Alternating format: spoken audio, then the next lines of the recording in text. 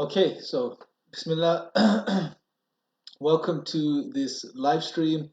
Um, I welcome you guys on. So, what I want to do today in this short live stream is to discuss something very important, something many people are looking into, something many people are inquiring about, and that is, generally speaking, the purpose of life, why we're here, what's it all about, but in particular, the existence of God.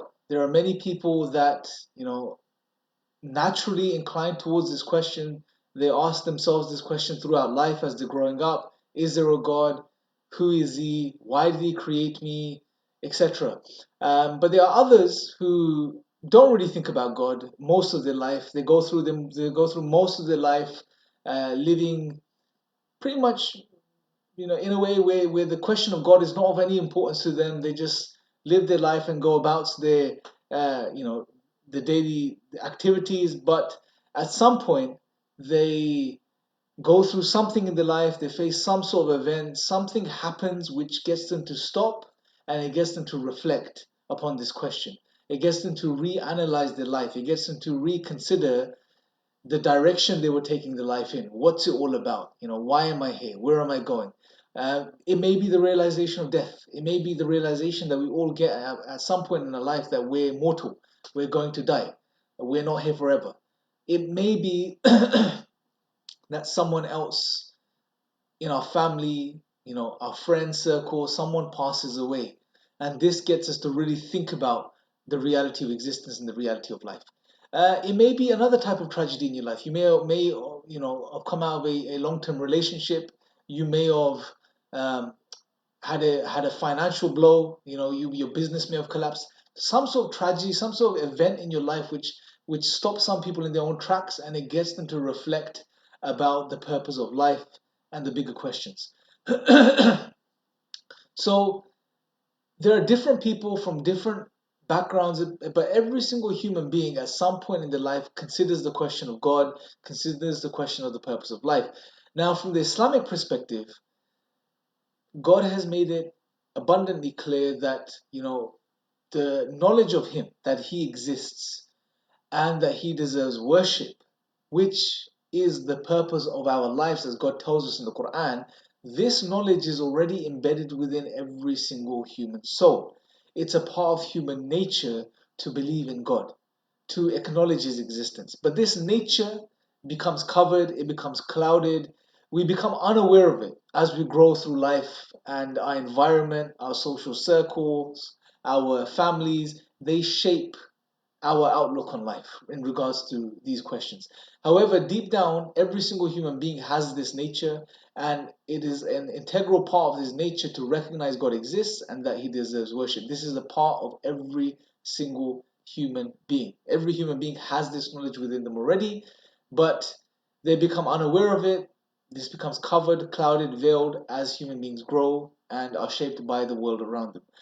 Now, this being the case, that nature is always there, underlying deep down inside the person.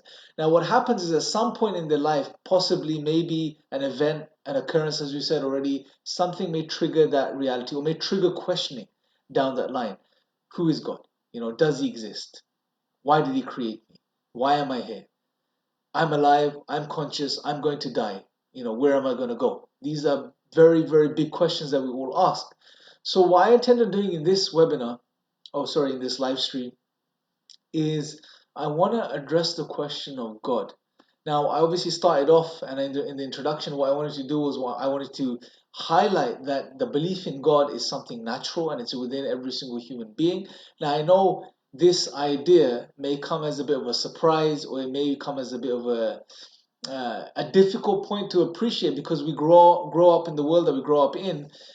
We are made to think of reality in a certain way. We are made to think of knowledge and how we acquire knowledge, or what knowledge is in a certain way. So, for example, we are, generally speaking, we are taught that we are a blank slate and we have no knowledge, and as we grow, we acquire knowledge from the world around us, from our rational faculties, and we reason upon things, etc.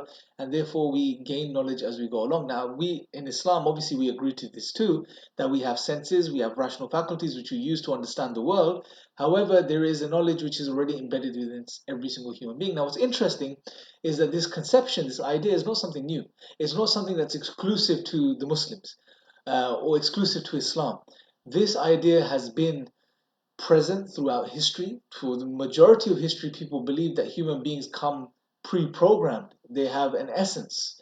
They are created with a God-given purpose, right? There is certain elements of knowledge within every single human being. It's only in the 17th, late 17th, mid 17th century where these ideas were challenged and certain other ideas were suggested instead of these ideas for other reasons, which is not the scope of this live stream.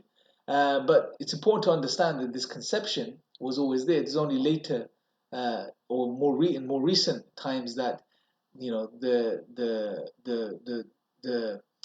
if you like, the leaning people start leaning towards the idea that we're a blank slate and therefore we acquire knowledge through reason, through empiricism, etc.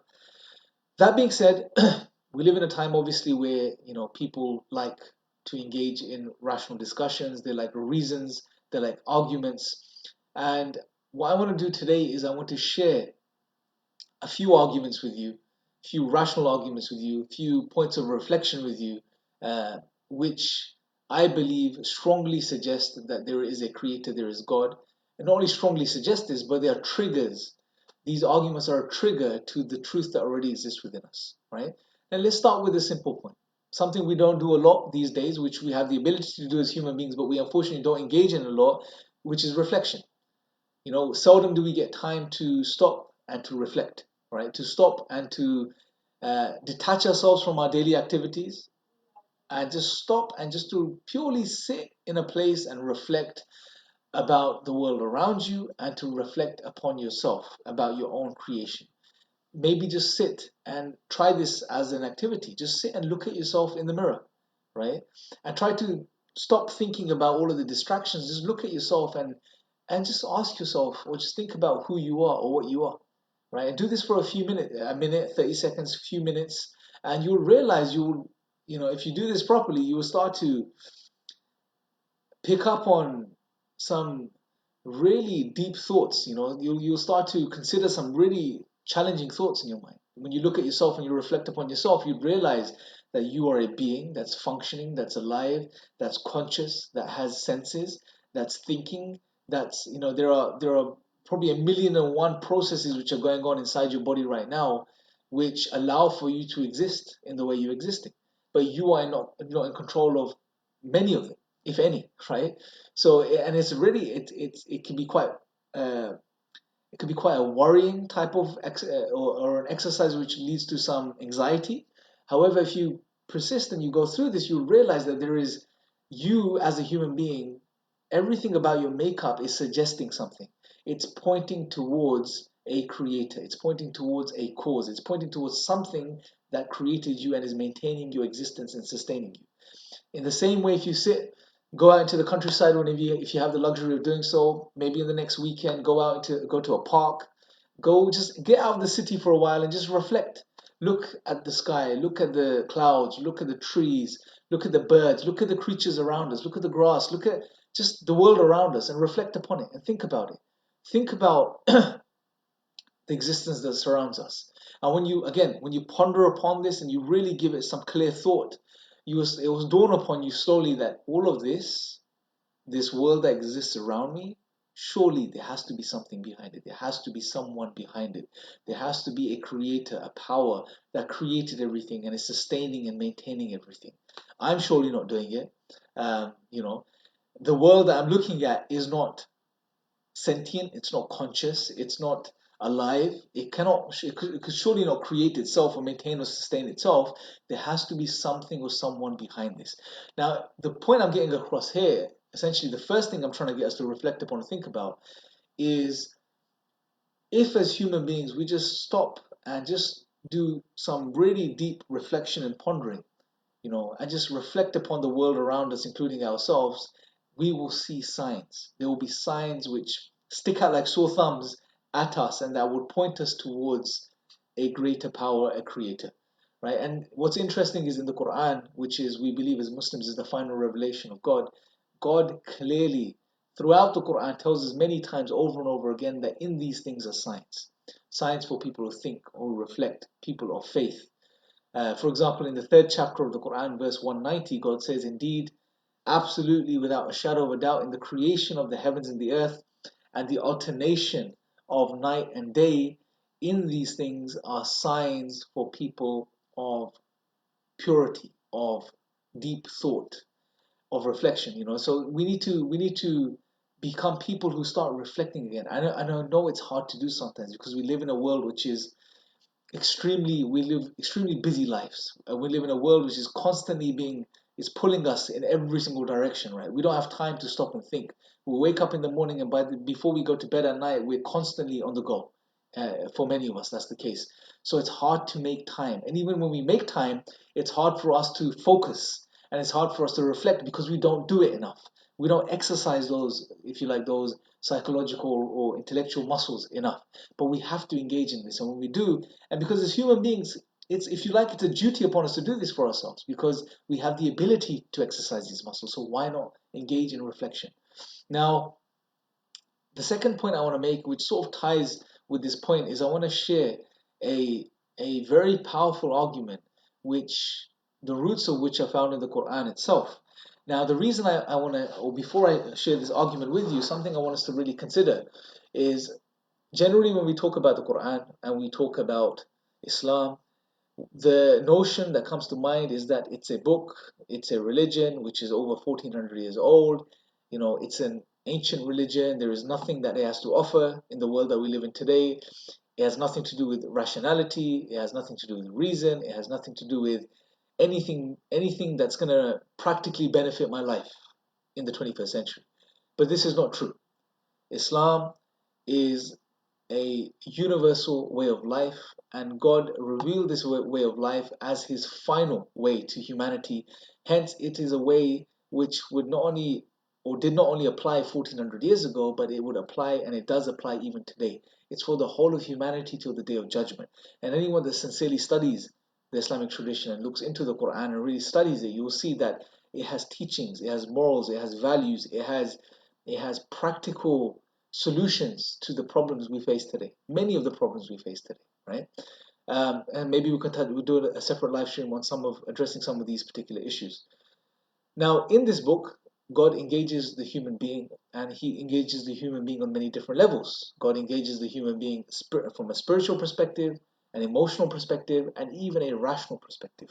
For example, I believe it's in the 52nd chapter, verses 35 and 36, God says, indeed, uh, God says, were they created by nothing, or were they the creators of themselves, or did they create the heavens and the earth? But rather they are not certain. And the verses conclude. So these are the two verses, chapter 52, verse 35, 36. I'd encourage you guys to, if you can, if you're online, maybe open them up. You can go to Quran.com.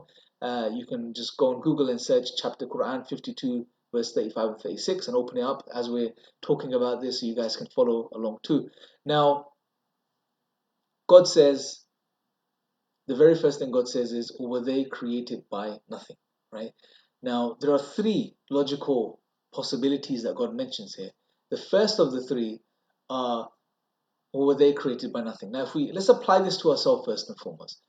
Can we come from nothing? Because the primary audience were the people of Mecca at the time of revelation, but by extension, it's us and every single human being. So we should ask ourselves this question and put ourselves in the place of this verse and apply this to ourselves. Could we come from nothing? And if you think about this, the answer is no. Out of nothing, nothing comes. This is a philosophical principle. This is something that's, if you like, universally accepted, which is that out of nothing, nothing comes. Nothing has no potential in and of itself to produce anything. It's nothing. Okay? Now, we can also apply these logical possibilities to anything that begins to exist. Now, the exegetes, the individuals, the scholars that have commented on the Quran and on the verses of the Quran have mentioned that these logical possibilities can be applied to anything that begins to exist. Okay? And therefore, what we're saying is that these logical possibilities can be applied to anything other than God. Okay? So if we look at the universe and we take the universe into consideration, where did the universe come from? Because we know the universe had a beginning, and this is quite widely accepted philosophically and even empirically, so we can assume that for our discussion. Could the universe come from nothing? Let's apply it to the universe. Can the universe come from nothing? I want you to think about this. Can anything come from nothing? If nothing can come from nothing, then how could we claim that the universe, or how could we give the universe any special treatment here? The universe itself, too, cannot come from nothing. Out of nothing, nothing comes. Okay? Let's look at the second possibility. Then God says, or were they the creators of themselves? Meaning, can something create itself? Let's apply it to ourselves first and foremost. Can you create yourself? Can I create myself? The answer is no. Right? Again, if we think about it, we would realize that this is impossible. It's not only impossible, it's a contradiction. How can something create or bring itself into existence? Because if something is going to create itself, it has to already be in existence. And if it's already in existence, then it makes no sense, or it's not even, what does it mean to then create itself because it already exists? Because if it already exists, then it doesn't have to create itself because it's already there, right? Hopefully you guys are following me. So if it's already there, it doesn't need to create itself. Therefore, it doesn't make any sense, right? So something cannot create itself because for it to create itself, it has to already exist. And if it's already in existence, then it makes no sense in saying that it can't create itself. It's a paradox. Apply this to the universe. Can the universe create itself? Again, the same problems apply. No, because again, for the universe to create itself, it would have to already exist. And if it already existed, then it's not going to create. It's already in existence. Something has already brought it into being, and that's not itself, right? It just doesn't make any sense. Now, let's look at the third possibility, where God says, or were they the creators of the heavens and the earth? Now, there's a few points we can reflect upon when it comes to this part of the verse. If we apply it to ourselves, if we put ourselves in this position where God is asking the question, and God is asking us, He's saying, could you create yourself? Oh, sorry, I've done that point already. Could you create the universe? Now, the first problem I want to outline here is that that's an impossibility. For one, the universe is far greater than us, right? And secondly, the universe preceded our existence. The universe came into existence before our existence. And therefore, how does it even make sense when our existence, if in a way, is contingent upon the universe, then how could we be the ones that created the universe? The universe already existed before we came into existence. Hence, we could not. It's impossible for us to have created the universe. Let me give you an analogy. Let's take a more practical example. Now, say there is a pen, and the pen that you're looking at that's on the table is 50 years old. You are 30 years old. Could you have created that pen? Impossible, because the pen existed before you, right? And generally speaking, pens and things are things that we can make as human beings, right? But hopefully we can appreciate the point here. Now, let's apply this to the universe. Now, what's the point? What's the logical possibility here? How can we apply this to the universe? What we can ask is, can the universe be created by something else created? Right? Can the universe be created by something else created? Of course, it can, right? That is a possibility. Can something created create something else? Yes, it can. The human being which is created can create or produce something else, like a laptop or a pen or a phone or glasses or whatever the case may be, okay? Now, if we understand this and we apply this to the universe and we say, okay, what created the universe? And say we say universe 2 created universe 1, which is our universe, universe 1. Let's just assume that we just number the universe, right? But then what stops us there? We can just ask more questions. Well, what created universe 2? We can say universe 3. Okay, well, what created universe 3? We can say universe 4. Okay, what created universe 4? We can say universe 5. What created universe 5? We can say universe 6. And if this goes on forever, ad infinitum, then would we ever have our universe? The answer is no. And the reason is because you cannot traverse the infinite. It's impossible to traverse the infinite. Let me give you again an analogy to put things into perspective.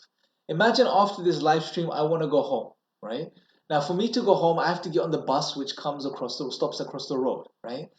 Now, I realize for me to get on the bus, I need a pound coin, right? I don't have a pound coin. Now, imagine that you were not on the other side of the screen, but instead you were sitting right next to me in this room. I asked you, can I borrow a pound because I need to get on the bus? Now, you're a nice person. You say to me, well, sure, you can borrow a pound of me, but the problem is I don't have a pound. So I have to borrow a pound of the person next to me. And imagine there's another person next to you. Now, you ask the person next to you, can I borrow a pound? They say the same thing. Of course, I would love to give you a pound, but for me to give you a pound, I have to first have the pound, and I don't have a pound. So I have to borrow a pound of the person behind me. And they do the same thing. They ask the person, can I borrow a pound? They say, I don't have a pound, but I'll ask and I'll get a pound of the person behind me. Now, if this chain of trying to get a pound coin of someone goes on forever, question, would the event of me getting on the bus ever take place? The answer is no. That event would never take place, right? For me to get on the bus, something has to happen, which is that someone in the chain has to first give the pound coin. In the same way, there has to be a first cause that brought everything into existence. Without that first cause, if there was an infinite chain of universes, universe 1 was created by universe 2, which was created by universe 3, which was created by universe 4, which was created by universe 5, if this went on forever, we would never have universe 1. So there has to be that first cause. So again, this third possibility, which is mentioned in these verses, does not work. Therefore, and at the end of the two verses, God says, rather they are not certain or they do not want to be certain. Right? Now, what's interesting here is that there is a fourth possibility which God does not mention himself. He leaves it open for us to conclude. After taking us through a process of elimination, taking us through every single possibility. Can something come from nothing? Can something create itself? Can something created create something else? Then, when we have seen that none of these possibilities work, then we're left with the final possibility which God leaves for us to conclude, which is that the universe and everything that exists was created by an uncreated creator. That is the only logical and rational conclusion. And as we can see that, and this is the power of the Quran, which unfortunately many people, majority of people do not get the chance of appreciating because they are sold this false notion of Islam. And based on that, they make up their mind and they have this negative judgment, if you like, of the Quran and Islam, and they never bother to, and I don't blame them, they never bother to look into Islam any further. However, if you can put that baggage aside and really pick up the Quran and read it and study it for yourself, you would see this is not these verses that I've shared with you today are not an isolated case. It's not a one-off occurrence in the Quran. Throughout the Quran, there are many powerful means and modes of God engaging with us and our rational faculties and getting us to think and to reflect. God continuously encourages us to think and to reflect and to ponder, because these are faculties. God is speaking to the human being. He has given us these faculties for a reason, and God outlines that He gave us our rational faculties and our ability to. For example, there's a very powerful verse in the Quran. I don't remember the reference where God says,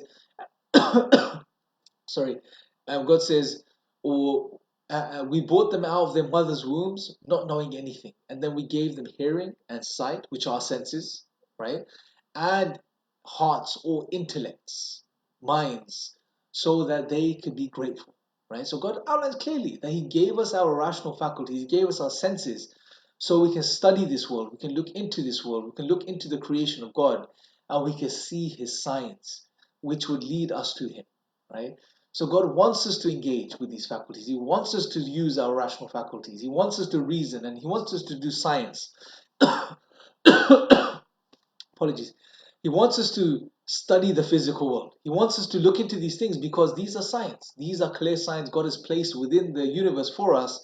So when we reflect over them honestly and sincerely, it would lead us to God, right? These are signs that would lead us to God. Unfortunately, however, there are there are people or individuals like Richard Dawkins, for example, who is deliberately, and it's unfortunate, deliberately misrepresenting religion and in particular Islam. right? And individuals like this, they want to paint this notion of Islam, which is, oh, Islam does not want you to engage in, the understanding science, or engage in the sciences, and to study the world and to appreciate the beauty of the world that we live in. And he makes certain claims such as, oh, people want you to just believe in God, and this somehow does away with appreciating the beauty of the world that we live in. No, of course not. These are signs of God. This is something that's made very evident and clear in the Quran and the Islamic tradition, and God encourages us to reflect upon them, to ponder over them, so we can draw closer to Him, and we can, in doing so, we can fulfill the purpose of our life, which is what God again outlines in the Quran very clearly. Now, the age-old question of what's my purpose? Why am I here? What's the purpose of life? God answers. And He says, for example, in one part of the Quran, that He did not create us for any other reason except to worship Him. The entire message of the entire Quran revolves around this integral point, which is the purpose of human existence. God has sent revelation throughout history over and over again to many different messengers and prophets. Some of them you may know if you come from the Christian tradition, or a Christian background.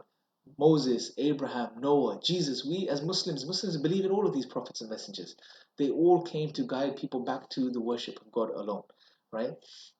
So I digress. So the point being is that the Quran, encourages us to reason, it engages our rational faculties, and it gets us to think and to reflect. And it's something that can only be appreciated if you give the Quran and you give the Islamic tradition a chance. If you really engage with it and look past the negative ideas that are out there, and that sometimes cloak or veil our ability to see the truth. Now, moving on.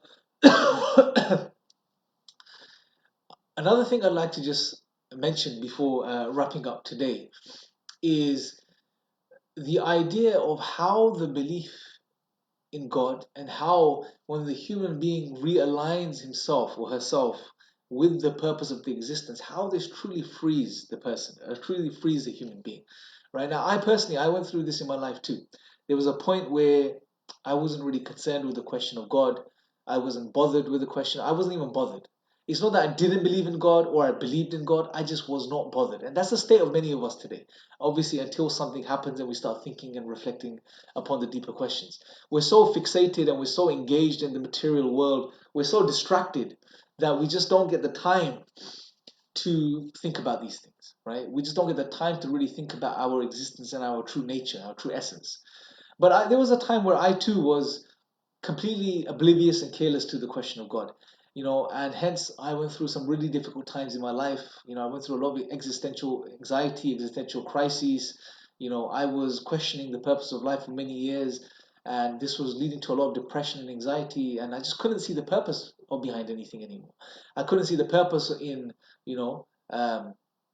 living, or doing anything for that matter, right? So I obviously went through a very difficult time, until obviously I came to the realization that the Quran is from God, and this is the message for humanity. And when I aligned myself with the purpose of my life, I submitted to God and I started to try to worship God to the best of my ability. I realized that I felt and discovered a sense of freedom which I never had before. And I realized over time that every single human being is a slave, right? We can't escape this. We have this false notion of freedom. We think we're free. We think we live in a world where you can choose to be free and do whatever you want to do, but every single human being is actually a slave. You're either a slave to a system, to people, ideas, views, ideologies, whatever it is. Every single human being is a slave.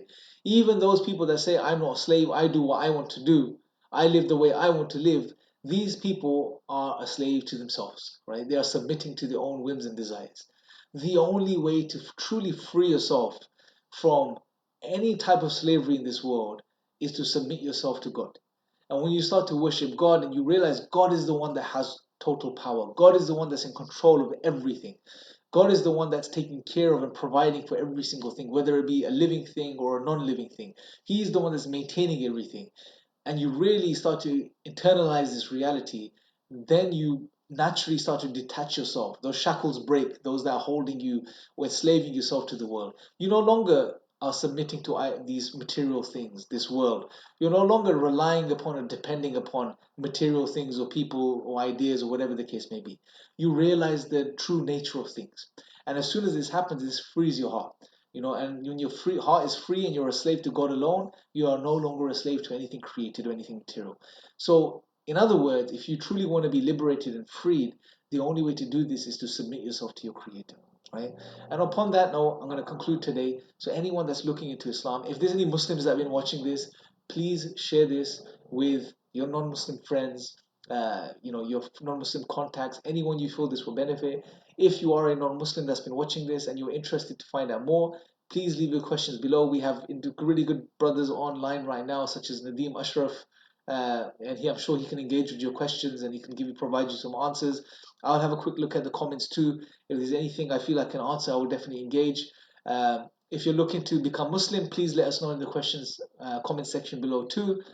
And yeah, until next time, hopefully this has been beneficial. Until next time, take care, and we'll be doing these streams hopefully more regularly than I currently do. So until next time, take care.